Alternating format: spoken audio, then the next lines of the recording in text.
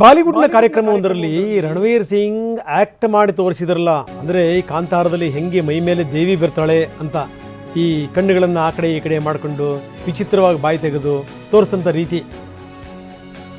ಅದಾದ ಮೇಲೆ ಇದಕ್ಕೆ ಸಂಬಂಧಪಟ್ಟಂಗೆ ಬಹಳ ವಿರೋಧ ವ್ಯಕ್ತವಾಗಿತ್ತು.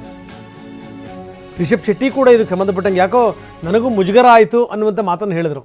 ಆ ಸಂದರ್ಭದಲ್ಲಿ ಅವ್ರು ನಕ್ಕರು, ಪ್ರಶ್ನೆ ಬೇರೆ. ಈಗ ನೋಡಿ ಅವ್ರಿಗೀಗ ಸಂಕಷ್ಟ ಶುರುವಾಗಿದೆ. ರಣವೀರ್ ಸಿಂಗ್ ವಿರುದ್ಧ FIR ದಾಖಲಾಗಿದೆ. FIR ದಾಖಲು ಮಾಡಿ ಅಂತ ನ್ಯಾಯಾಲಯ ಆದೇಶ ಕೊಟ್ಟಿರೋದು. It's very important.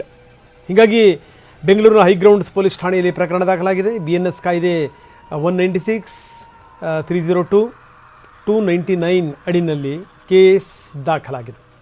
ನೋಡಿ, ಮೊದಲು 3 ಡಿಸೆಂಬರ್ 2025 ಏನು ಈ ಆ್ಯಕ್ಟರ್ ರಣವೀರ್ ಸಿಂಗ್ ಬಂದು ಇಂಟರ್ನ್ಯಾಷನಲ್ ಫಿಲ್ಮ್ ಫೆಸ್ಟಿವಲ್ ಗೋವಾದಲ್ಲಿ 28/11 ತಿಂಗಳು 2025 ಕಾಂತಾರ ಚಾಪ್ಟರ್ 1 ಚಾವುಂಡಿ ತಾಯಿನ ಬಂದು ಫಿಮೇಲ್ ಗೋಸ್ಟ್ ಅಂತೇಳಿ ಮಾಕ್ ಮಾಡ್ತಾನೆ, ಇನ್ಸಲ್ಟ್ ಮಾಡ್ತಾನೆ.